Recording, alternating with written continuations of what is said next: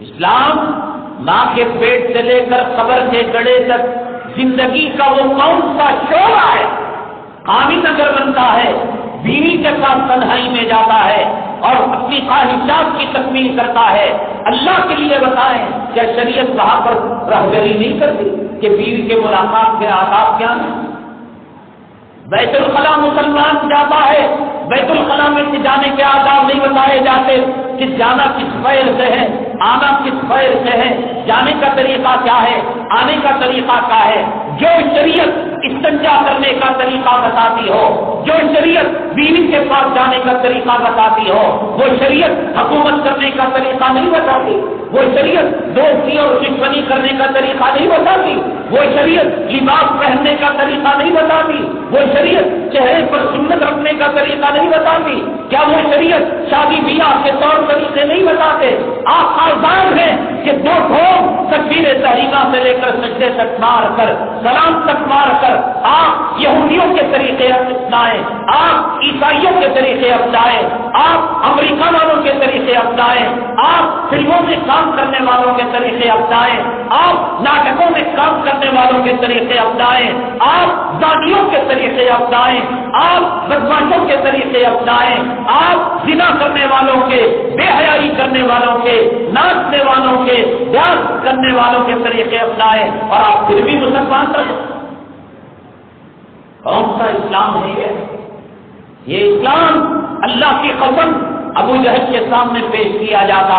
کہ ابو جہل کبے کے دو ڈھونگ فجر ظہر اثر مغرب عشاء سے مارنی ہے، اور اس کے بعد پھر داڑھی بھی بڑھا سکتا ہے، سود بھی کھا سکتا ہے، رشوت بھی کھا سکتا ہے، زمینیں بھی ہڑپ سکتا ہے، مسجد کا مال بھی کھا سکتا ہے، مدرسے کا مال بھی کھا سکتا ہے، داڑھی بھی بڑھا سکتا ہے، لڑکیوں کو گھور کر دیکھ سکتا ہے، لڑکیوں کو بے پردہ کر سکتا ہے، لڑکیوں کو تنگ اور چست لباس پہنا کر بازاروں میں گھما کر زنا کی دعوت دے سکتا ہے، شراب پی سکتا ہے، منمانی شادی کر سکتا ہے، اور منمانا گھر بن سکتا ہے، منمانی زندگی گزار سکتا ہے، جینس پینٹ پہن سکتا ہے، ٹی شرٹ پہن سکتا ہے، عورت مرد کا لباس پہن سکتی ہے، مرد عورت کا لباس اپنا سکتا ہے، عورت مرد کا حلیہ اپنا سکتی ہے، مرد ہجڑوں والا کام کر سکتا ہے، خدا ان کے خود کی عزت و جلالت کی قدر اٹھا کر ہوگا۔ ابو جہل پہلے نمبر پر ایمان لے کر آتا،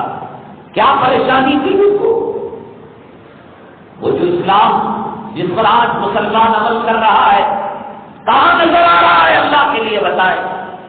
آپ کی صبح سے لے کر شام تک کی زندگی، اور آپ کی شام سے لے کر صبح تک کی زندگی، آپ کی شادی بیاہ، آپ کی تجارت، آپ کے معاملات، آپ کا بازار، آپ کا کاروبار کہاں نظر آتا ہے؟ یہ سب چیزیں رہ گئی دو چار ہندوں کی، ان کے اندر لڑ کر مر کر